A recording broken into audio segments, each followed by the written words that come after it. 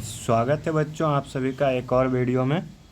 आज हम आपको संस्कृत के इम्पोर्टेंट ऑब्जेक्टिव्स बताएंगे जो कि 2024 में बोर्ड एग्ज़ाम में पूछे जाएंगे। तो चलिए शुरू करते हैं। उससे पहले अगर अभी तक आपने हमारे चैनल को सब्सक्राइब नहीं किया तो सब्सक्राइब करके बेल नोटिफिकेशन को प्रेस कर दें। चलिए देखिए, कर्णस्य दानवीरता यानी कर्ण की दानवीरता पाठ किस ग्रंथ से ली गई है? किस ग्रंथ से ली गई है? तो ये आपका हो जाएगा कर्णभार रूपक से। हितोपदेश के रचनाकार कौन है? हितोपदेश के रचनाकार कौन है? तो देखिए, हितोपदेश के रचनाकार हैं हितोपदेश के रचनाकार, ये हमको थोड़ा सा कन्फ्यूजन लग रहा है, ये विष्णु शर्मा होना चाहिए। ठीक है, विष्णु शर्मा या नारायण पंडित में थोड़ा सा कन्फ्यूजन लग रहा है। आप लोग कमेंट करके बताइए अगर आपको पता है तो। ठीक है, चलिए, मंदाकिनी वर्णम पाठ में कितने पद्य हैं? तो देखिए, मंदाकिनी वर्णम में पद्य टोटल है 10 यानी डी नंबर। स्वामी दयानंद का जन्म किस राज्य में हुआ था? स्वामी दयानंद का जन्म हुआ था गुजरात में, ऑप्शन नंबर सी। राम प्रवेश राम को छात्रा नाम अध्ययनम तपह का उपदेश किसने दिया था? तो ये उपदेश उनको दिया था गुरु ने, उनके गुरु ने, ऑप्शन सी। वनवास प्रसंग में राम सीता लक्ष्मण के साथ कहाँ पहुँचते हैं? वनवास प्रसंग में राम सीता लक्ष्मण के साथ कहाँ पहुँचते हैं? तो ये आपका हो जाएगा चित्रकूट, सी नंबर। नर्क के द्वार कितने प्रकार के हैं जिनसे व्यक्ति का नाश होता है? तो देखिए, नर्क के द्वार जो है 3 प्रकार के हैं जिनसे कि व्यक्ति का नाश होता है। आधुनिक काल की संस्कृत लेखिकाओं में कौन अत्यधिक प्रसिद्ध है? आधुनिक काल की संस्कृत लेखिकाओं में कौन अधिक प्रसिद्ध है? तो ये आपका हो जाएगा क्षमा राव, ऑप्शन नंबर सी। वस्तुतः इस समय संसार किस महासागर के कुल मध्य स्थित दिख रहा है? तो ये आपका हो जाएगा ओ शांति महासागर, सी नंबर। ठीक है, पर पीड़न किस लिए होता है? पर पीड़न किस लिए होता है? पर पीड़न किस लिए होता है? तो पाप के लिए। आगे चलते हैं। ऋष्यादि प्रणीत को क्या कहते हैं? ऋष्यादि प्रणीत को क्या कहते हैं? तो ये आपका हो जाएगा ऋष्यादि प्रणीत को कृतक कहते हैं। मीमांसा दर्शन के रचनाकार कौन है? मीमांसा दर्शन के रचनाकार है जैमिनी। प्राचीन काल में शिष्यों को क्या कहा जाता था? ब्रह्मचारी। नीति श्लोक पाठ किस ग्रंथ से लिया गया है? तो नीति श्लोक पाठ जो लिया गया है ये आपका विदुर नीति से। ठीक है, आगे चलते हैं। स्वामी दयानंद के बचपन का नाम क्या था? स्वामी दयानंद के बचपन का नाम मूलशंकर था। मंदाकिनी वर्णन पाठ के कवि कौन है? तो देखिए, मंदाकिनी वर्णन पाठ के कवि है महर्षि वाल्मीकि, ऑप्शन नंबर सी।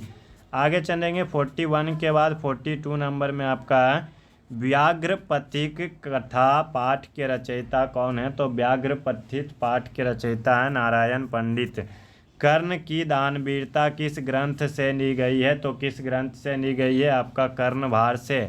न्याय दर्शन के प्रवर्तक कौन है? न्याय दर्शन के प्रवर्तक कौन है? तो देखिए, न्याय दर्शक के प्रवर्तक है गौतम। आर्यभट्टियम किसकी रचना है? आर्यभट्टियम किसकी रचना है? तो आर्यभट्टियम रचना है आर्यभट्ट की। विद्यापति कौन थे? विद्यापति कौन थे? तो देखिए, विद्यापति थे एक मैथिली कवि, ऑप्शन नंबर ए। आनस कथा के कथाकार कौन है? आनस कथा के कथाकार कौन है? तो देखिए, आनस कथा के कथाकार है विद्यापति। आधुनिक संस्कृत लेखिकाओं में कौन प्रसिद्ध है? आधुनिक संस्कृत लेखिकाओं में कौन प्रसिद्ध है? तो ये आपका हो जाएगा क्षमा Rao, option number A. Arya Samaj की स्थापना कब हुई? आर्य समाज की स्थापना कब हुई? 1885 में। कह पंगे अपतत यानी कौन गिर गया? कौन गिर गया? तो ये आपका हो जाएगा पथिका, ऑप्शन नंबर बी। न्यस्ति किस प्रकार का लकार है? न्यस्ति जो है ये आपका लट लकार है। ठीक है, कुरु किस लकार का रूप है? कुरु आपका है लोट लकार का रूप है। पित्रा किस विभक्ति का रूप है? तो देखिए, पित्रा जो है ये आपका तृतीया विभक्ति का रूप है। लता शब्द के तृतीया बहुवचन में क्या होगा? तो लता शब्द के तृतीया बहुवचन में होगा लता भी। अनेन पद का मूल रूप क्या है? अनेन पद का मूल रूप क्या है? तो देखिए अनेन पद का मूल रूप है इदम। हिमालय से गंगा प्रभा यानी हिमालयात गंगा प्रभवती में कौन सी विभक्ति है? यानी हिमालय से गंगा प्रवाहित होती है। हिमालय से गंगा प्रवाहित होती है, तो इसमें आपका पंचमी विभक्ति है। ठीक है, आपादान से यानी अलग हो रहा है, हिमालय से गंगा अलग हो रहा है। ठीक है, फिर आगे चलते हैं। देखिए हिमालय से गंगा प्रवाहित होती है में कौन सा सूत्र है? में कौन सा सूत्र है? तो ये भुवा प्रभवश्च भुवः सो आचार्यात व्याकरण पठति में कौन विभक्ति है? आचार्यात यानी आचार्य से व्याकरण सीखता है, तो ये आपका हो जाएगा पंचमी विभक्ति।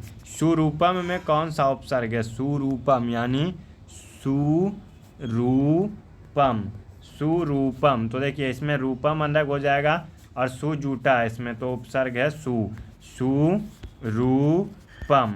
तो ये आपका हो जाएगा सु, यानी ऑप्शन नंबर ए।